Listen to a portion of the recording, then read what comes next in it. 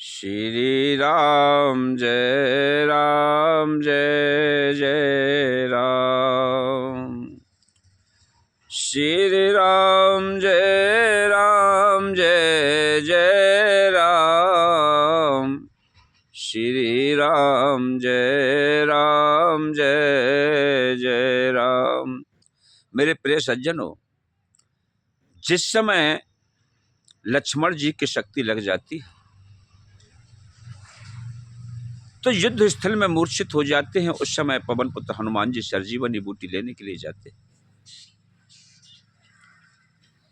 और संजीवनी बूटी लेने के बाद जब अयोध्या के ऊपर से गुजरते हैं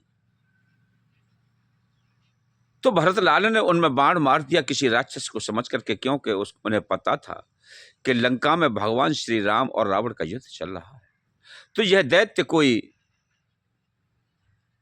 अपराध करने के लिए जा रहा है।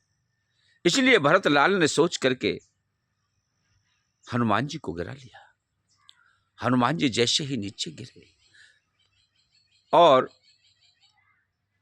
उन्होंने कहा कि आप कौन हैं? राम राम राम राम कह करके हनुमान जी नीचे गिर गए और उनके मुख से मुखार बिंदु से श्री राम का नाम सुनते ही भरतलाल विचलित हो गए। कहने लगे, ओहो, मुझसे तो ये बहुत बड़ा अपराध हो गया। मैंने प्रभु श्री राम भक्त पर आघात कर दिया। प्रभु मुझे क्षमा करें, क्षमा करें, क्षमा करें। अरे भैया, तुम कौन हो? आपके मुख से मुखार बिंदु से राम नाम की ध्वनि कैसे निकली? तब हनुमान जी ने कहा कि मैं राम भक्त हनुमान जी हूं। भैया, लक्ष्मण पर शक्ति का आघात हो गया है, इसलिए मैं संजीवनी बूटी लेकर के उनके प्राण रक्षा के लिए जा रहा था। यह बात उर्मिला को मालूम पड़ी तो उर्मिला आकर के हंसने लगी।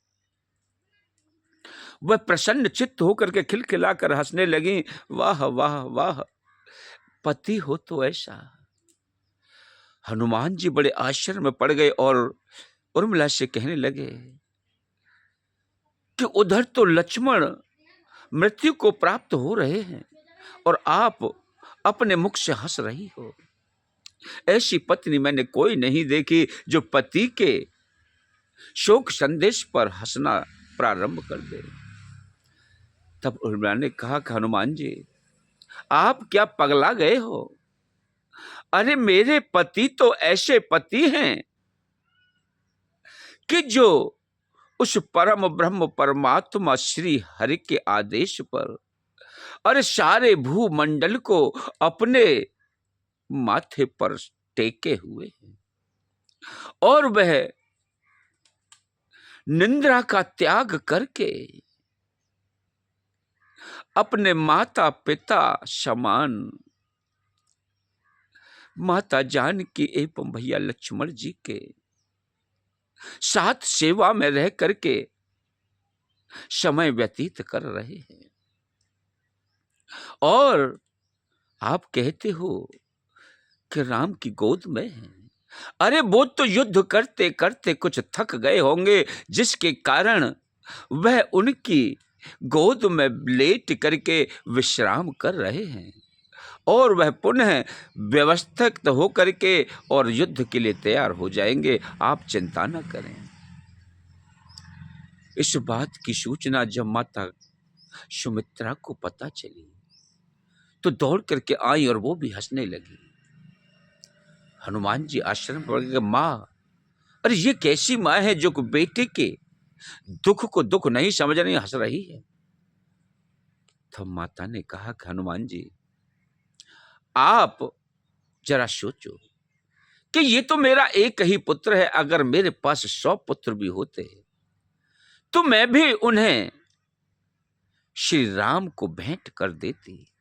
मैं अपनी कोख को धन्य मानती हूं कि मेरा एक बेटा कम से कम प्रभु श्री राम के काम तो आया। इस प्रकार मेरे प्रिय सज्जनों, भगवान प्रभु श्री राम के कार्य में हनुमान जी अयोध्या में रह करके सबके आश्चर्य को सुनते हैं और समझते हैं। बोलिए सियावर रामचंद्र की जय, पवन सुत हनुमान जी महाराज की जय। मेरे प्रिय सज्जनों, अगर आपको अपने हृदय रूपी भाव में कोई कथा प्रिय लगे और उसे आप हमसे सुनना चाहें तो आप कमेंट में हमारे को भेजें। हम आपकी कथा का, आपके प्रश्न का आंसर देने का प्रयास करेंगे। ओम नमो नारायण, ओम नमो नारायण, ओम नमो नारायण।